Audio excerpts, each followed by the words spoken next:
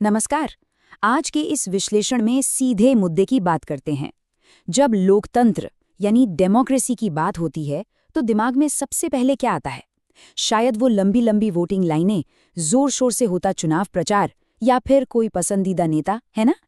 लेकिन सच तो ये है कि लोकतांत्रिक राजनीति में संस्थाओं का कामकाज सिर्फ वोट डालने और सरकार चुनने तक सीमित नहीं है। चुनाव जीतने के बाद भी इन चुने हुए नेताओं को कुछ तय कायदे, कानूनों और संस्थाओं के दायरे में रहकर काम करना होता है। तो आज इसी व्यवस्था को डिकोड किया जाएगा और समझा जाएगा कि अपने देश की ये विशाल मशीनरी असल में काम कैसे करती है।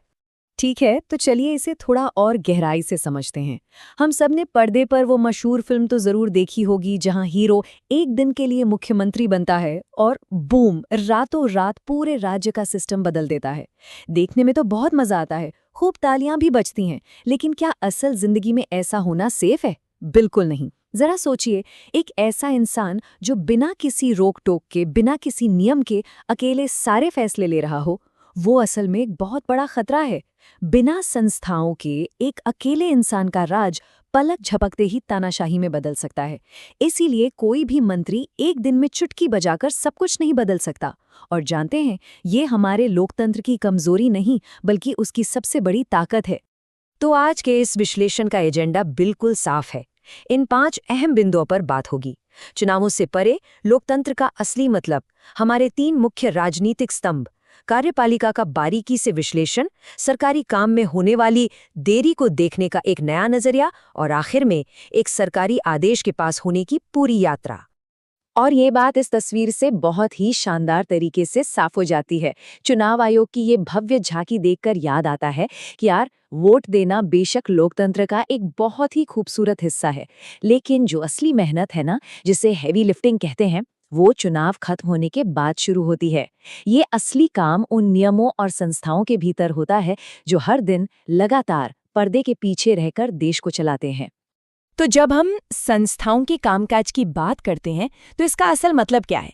सीधा सा जवाब है, ये एक ऐसा ढांचा है जहां हमारे चुने गए नेता किसी निरंकुश राजा की तरह अपनी मनमानी नहीं कर सकते। उन्हें एकदम स्पष्ट रूप से परिभाषित कानूनों, अलग अलग समितियों और सहयोगी संगठनों के दायरे में रहकर ही नीतियां बनानी और लागू करनी होती हैं। मतलब वो इस विशाल लोकतांत्रिक मशीनरी के बहुत ही अहम पुर्जे जरूर हैं, लेकिन इस मशीन के मालिक नहीं हैं। तो चलिए, अब आते हैं अपने पहले मुख्य भाग पर, देश की 3 मुख्य राजनीतिक संस्थाएं। अब सबसे बड़ा सवाल कि आखिर ये पूरी मशीनरी चलती कैसे है। अपने देश में मुख्य रूप से 3 बहुत ही महत्वपूर्ण संस्थाएं हैं जो विशाल गियर्स की तरह एक दूसरे के साथ मिलकर काम करती हैं। इनमें सबसे पहला और सबसे मजबूत स्तंभ है विधायिका, जिसे हम संसद या पार्लियामेंट भी कहते हैं। किसी भी लोकतांत्रिक देश में कानून बनाने की सबसे बड़ी ताकत संसद के पास ही होती है। यह सिर्फ ईंट पत्थर की एक इमारत नहीं है, यह वो जगह है जहां देश के भविष्य पर गर्मागर्म बहस होती है। अपनी संसद के 2 सदन हैं, लोकसभा और राज्यसभा। यह मौजूदा कानूनों में बदलाव कर सकती है, पुराने और बेकार हो चुके कानूनों को खत्म कर सकती है और वक्त की जरूरत के हिसाब से बिल्कुल नए कानून भी बना सकती है।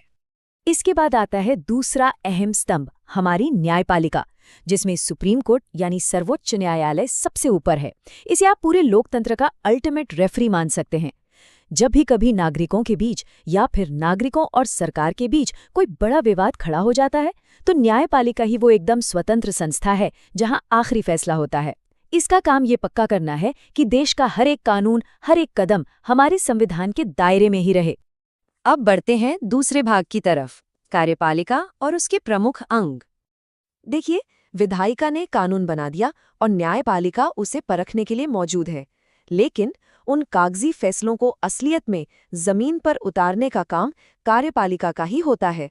अब इस स्लाइड में जो सबसे दिलचस्प बात है वो ये है कि कार्यपालिका कोई एक अकेला इंसान नहीं है, ये अलग अलग किरदारों की एक पूरी टीम है। इसमें प्रधानमंत्री होते हैं जो सरकार के मुखिया हैं और सबसे ज्यादा कार्यकारी शक्तियों का इस्तेमाल करते हैं। फिर आते हैं राष्ट्रपति, जो हमारे राष्ट्र के अध्यक्ष हैं और देश के सबसे बड़े अधिकारी हैं। हालांकि उनकी भूमिका काफी हद तक अलंकारिक या कहें तो सेरेमोनियल होती है। इसके बाद नंबर आता है कैबिनेट यानी मंत्रिमंडल का। यही वो कोर ग्रुप है जहां बंद दरवाजों के पीछे बैठकर सारे बड़े और अहम नीतिगत फैसले फाइनल किए जाते हैं। और सबसे आखिर में आते हैं हमारे नौकरशाह यानी सिविल सर्वेंट्स, जो पर्दे के पीछे रहकर इन मंत्रियों के लिए गए फैसलों को असल जिंदगी में लागू करते हैं। अब आते हैं तीसरे भाग पर। आखिर इन संस्थाओं की जरूरत ही क्यों है? सरकारी संस्थाओं के काम करने का तरीका देखकर अक्सर एक बहुत ही स्वाभाविक सी झुंझलाहट होती है ना, कि भाई सरकारी काम इतना धीमा क्यों है, एक फैसले में इतना समय क्यों लग रहा है, इतनी सारी कमेटियां, इतनी सारी बैठकें, क्या ये सब सिर्फ काम को अटकाने के लिए है? लेकिन यहाँ सबसे अहम बात यह है कि इस देरी को एक खामी की तरह नहीं, बल्कि एक जरूरी सुरक्षा कवच की तरह देखा जाना चाहिए। इन दो स्थितियों को ही देख लीजिए। एक तरफ है जल्दबाजी में लिया गया फैसला जो तुरंत लागू तो हो जाएगा, लेकिन उसमें किसी भयानक और अनचेक्ड गलती का खतरा बहुत ज्यादा होता है। वहीं दूसरी तरफ है संस्थागत फैसला। इसमें कई बैठकें होती हैं, समितियां बनती हैं, जिससे हर पहलू पर व्यापक चर्चा और बहस का पूरा मौका मिलता है। हाँ, ये सच है कि इससे फैसलों में देरी होती है, लेकिन ये देरी एक बहुत ही बुरे फैसले के जल्दबाजी में लिए जाने की संभावना को काफी हद तक खत्म कर देती है। तो चलिए अब आते हैं चौथे भाग पर, एक सरकारी आदेश का सफर। अब आगे बढ़ते हैं और देखते हैं कि ये पूरी प्रक्रिया कैसे आकार लेती है। इन संस्थाओं का आपसी तालमेल कैसे काम करता है, इसे समझने के लिए एक बहुत ही प्रैक्टिकल उदाहरण लेते हैं। मान लीजिए देश में 27% आरक्षण देने जैसा कोई बहुत बड़ा और संवेदनशील नीतिगत फैसला लिया जाना है। तो क्या कोई भी मंत्री सुबह उठकर एक कागज पर साइन करके इसे लागू कर सकता है? बिल्कुल नहीं। यह एक पूरी क्रमिक प्रक्रिया है। सबसे पहले इस तरह के बड़े मुद्दों पर संसद में एक रिपोर्ट पेश होती है, जिस पर लंबी बहस चलती है, जिससे सरकार पर एक दबाव बनता है। उसके बाद प्रधानमंत्री और उनकी कैबिनेट एक साथ बैठकर उस पर एक औपचारिक निर्णय लेते हैं। तीसरा कदम होता है नौकरशाहों का, जो उस फैसले के आधार पर बहुत ही बारीकी से सरकारी आदेश का ड्राफ्ट तैयार करते हैं और उसे लागू करते हैं।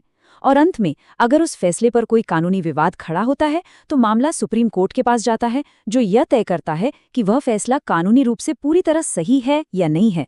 है ना एकदम सेट सिस्टम? और स्क्रीन पर लिखा यह वाक्य इस पूरे विश्लेषण का असल निचोड़ है। संस्थाएं यह सुनिश्चित करती हैं कि कोई भी फैसला जल्दबाजी में न लिया जाए। वे किसी बुरे फैसले को आनन फानन में थोपना बेहद मुश्किल बना देती हैं। सच कहें तो संस्थाएं चीजों को थोड़ा पेचीदा और धीमा जरूर बनाती हैं, लेकिन सोचिए, यही तो वो मैकेनिज्म है जो हमारी लोकतांत्रिक व्यवस्था को एकदम सुरक्षित, स्थिर और सुचारू रूप से चलाए रखता है।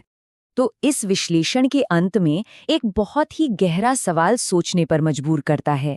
जिन संस्थागत देरियों से अक्सर हमें इतनी झुंझलाहट होती है, अगर वे न हो तो क्या हमारा लोकतंत्र सिर्फ एक छिपी हुई तानाशाही बनकर नहीं रह जाएगा?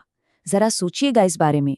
अगली बार जब भी किसी सरकारी फैसले में देरी की कोई खबर सामने आए, तो याद रखिएगा कि शायद लोकतंत्र की मशीनरी ठीक वही काम कर रही है जिसके लिए उसे बनाया गया था, देश को सुरक्षित रखना। आज के इस विश्लेषण में साथ जुड़ने के लिए बहुत बहुत शुक्रिया।